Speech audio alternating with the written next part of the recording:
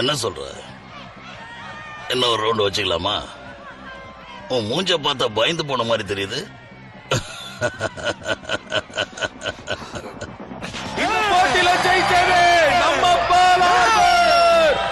பண்ணி தோத்துறானே. போலார்பர் மேல ஒரு பங்கு கட்டா 3 பங்கு கிடைக்கும். போலார்பர் கூட சண்டை போடுங்க. யாருக்காவது தைரியம் இருக்கா?